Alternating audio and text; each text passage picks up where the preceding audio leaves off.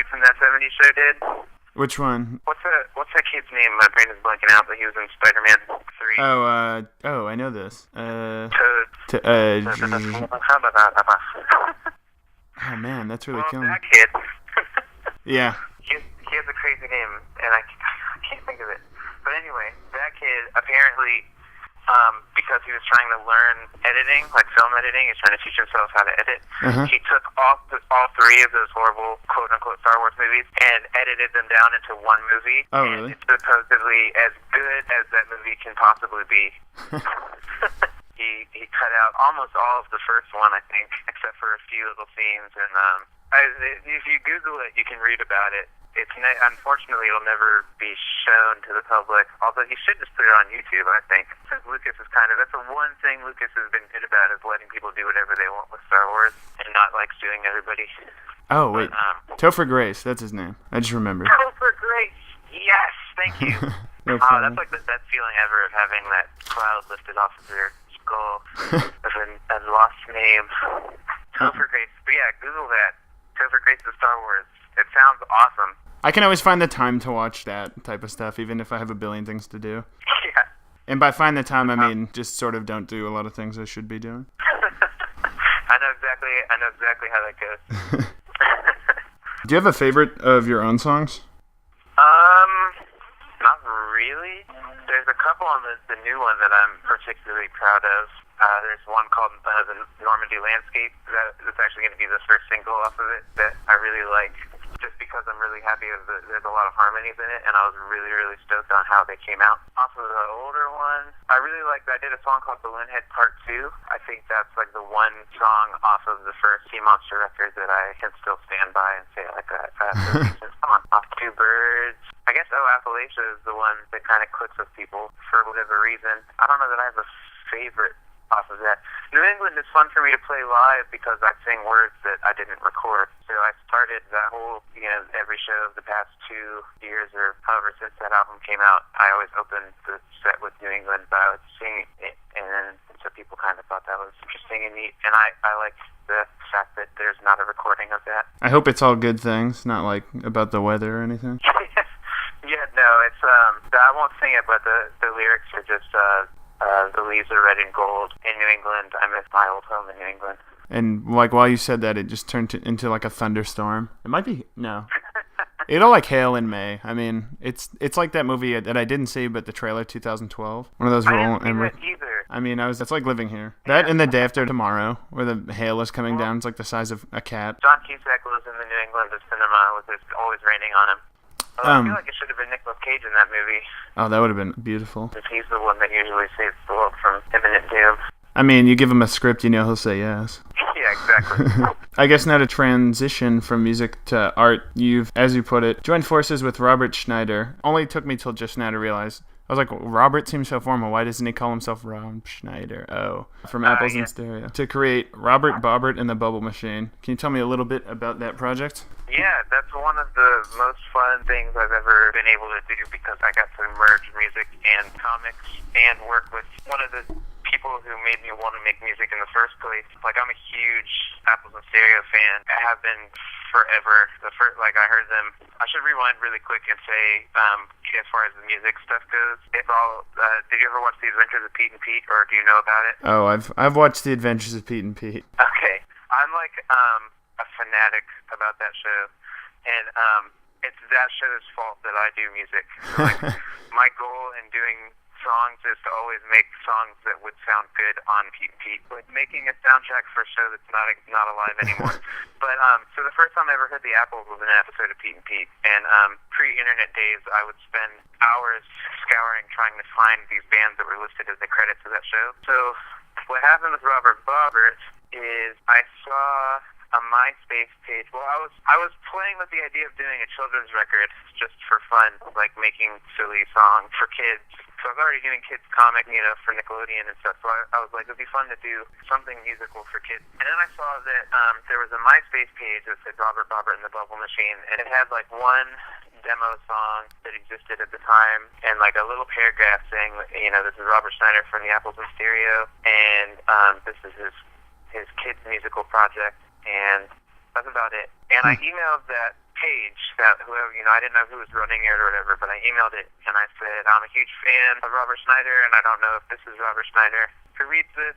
I don't even know really what I said, but I was like, I draw comics, and here's my website, and I listed a few random things, and I was like, if you need art, let me know. That was basically the gist of it. It was like, I would love to do something with this if it's real.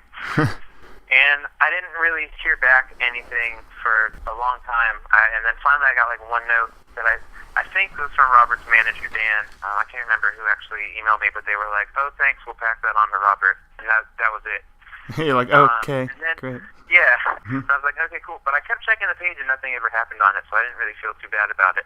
Fast forward like a year or two, I was touring when, what record was it? I think New Magnetic Wonder was just getting ready to come out, and I had read I was reading a bunch of interviews online, with Robert on tour and stuff, and I had this dream.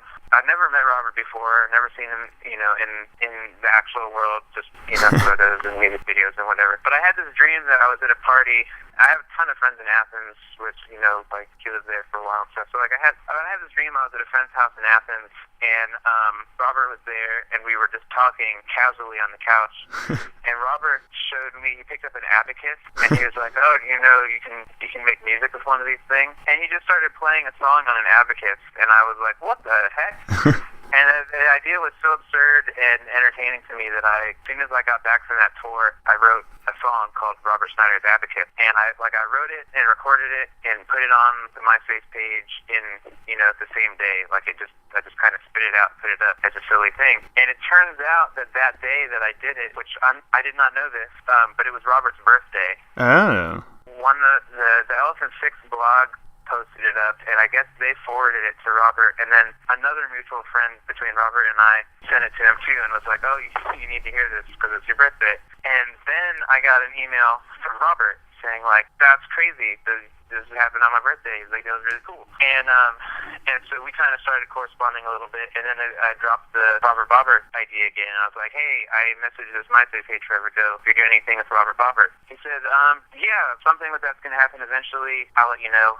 If anything ever comes up. And then, another year goes by, and then I get an email from Robert's manager who was saying, okay, we've got a record deal for Robert Bobbert and the Bubble Machine, and Robert wants you to draw it. We're thinking about doing a comic book to go with it. Do you want to do it still? And I was like, I'll think about it. So then Robert and I talked back and forth for, a good year, and we finally got to hang out in person and stuff, and talked on the phone a lot, and ended up doing the CD. And it turns out Robert had been working on these songs forever, like pre-Apples in Stereo. Like, he wrote most of the songs on it for his little brothers and sisters, who are now, grown up. So it's been in the works forever. It was like his dream project was to do a children's album. That's like the whole reason he started doing music. And then here I am, being like a lifetime fan of his, trying not to geek out every time that I get a text message saying like, oh, we should, do this or this. He was like, cool. And yeah, so we got to do like a full color comic book and a CD of all these awesome kid songs that Robert did. The packaging is really cool. It folds out, and there's a coloring book in there with all the lyrics and stuff. So it was kind of just like a really fun dream project for both of us. And then we got to do like an animated video of one of the songs that was on Yo Gabba Gabba. That was cool. The guys based some of their drawings on stuff of mine, and a couple of my actual drawings are hidden in the video. And it was just a neat overall experience and stuff. And we're hoping to do another one eventually, but he's so busy with Apple stuff, and I'm busy with all my crazy random stuff, and it's just a matter of whenever time permits. Hopefully one day there will be another Robert Bobbert album. Maybe I'll play on it next time. Who knows? It was really fun. It was like super, super fun period of time. And then it actually came out around his birthday too. So there's lots of little things that happened around Robert's birthday related to him and I's paths crossing over. It'd be funny if he's like, I had a dream once where I taught you how to play music on an abacus. yeah, and it was on my birthday that he had the dream. You both have like the same birthmark, the same like weird birthmark. I follow you on Tumblr, and I noticed you put a lot of those like one panel comic things up. And you've always put the date and time. I assume the time that you drew it. It's usually the time of whatever the event that's being portrayed is. Oh, okay. Sometimes it was when I drew it, like if it was drawn immediately after something happened. But yeah, it's usually the time. The time of day is like when whatever the event happens. Unless it's like really late at night and I am doing it last minute, and then sometimes it's that time. I respect the fact that all of them are like around midnight, or not all of them, but a lot of them are around midnight, and they involve food, because that's like all I do from the hours of 7 to 7, like a mogwai. Yeah. Yes. Yeah, there's been a lot of food ones lately. I feel I'm just easing back into it. I haven't done journal comics in a couple of years. I think 2007 was the last year that I did them through a whole year. I do think your idea for the War and Peace thing is totally brilliant, by the way. Oh, thank you. There is a third issue of it that will hopefully be out sometime this year. I really need to finish it. I haven't read any more of War and Peace since November of last year, so I need to get back into it. But it's an awesome book. Part of the reason why the comic has been so slow coming was because I got farther into the book than I did in the comics. I stopped reading so I could get the comic caught up, and I just haven't had the time to sit down and get caught up yet. Did you just pick up the book and you were like, I need to show people my adventure through reading this? It kind of was. I have this weird thing where like certain books at certain times will just kind of keep showing up and being like, read me, read me, and War and Peace was doing that, and I really didn't want to read it because it's so freaking big. It's only a couple thousand pages. It's huge. And it's a murder weapon. Yeah, and the crazy thing is I've read, dozens of books in the time span that I've started reading, between when I started reading War and Peace and now. I've read tons and tons of other books. I still haven't finished that one, but mostly it's because I got ahead and I got farther into it than I did in the drawing of it, and I was trying to keep it kind of real time. I'm not sure how I'm going to fix that problem now that it's been a year, but some solution will present itself. But yeah, so it's just like War and Peace kept it. Finally, I was like, okay, fine, I'll read you. and I decided if I was going to read it, I should document it somehow. And since I draw comics, that seemed the most fitting way. And then I thought it would be funny to do a book about reading a book. I thought that would be amusing. And then it ended up being a good way to call a lot of my interests together because it's got gambling conversations with friends about pop culture and nonsense and whatever ephemeral thing floated into view. And then there's lots of ways that like War and Peace is like not a lot of people have read it, and in my like when I was on tour last year was the last time that I brought the book with me, and I actually met a couple of people who had read the whole thing, but like not a lot of people have actually read the book, but everybody knows that it's Russian and it's big, and then that's it. And so I was like, well, I should, by reading it and telling people about it, maybe more people will read it. And it actually is. It's an awesome book. Like, there's a reason everybody says it's so great. It's because it really is. Like, I'm amazed at how enjoyable it is to read. The names of everybody is crazy and hard to say, but it's a really, really good book. So if you haven't read it, I'll flip through it. I'll skip all the peace parts. I'm more interested in the war. The war scenes are actually some of the parts that lose people the most because they're really drawn out. Like the book starts with a rich lady's party, basically. Naturally. That's how the book starts, and it's everybody kind of gossiping about people, and then this other guy comes in and embarrasses everybody. And then that guy who embarrasses everybody is my favorite character so far. His name's Pierre.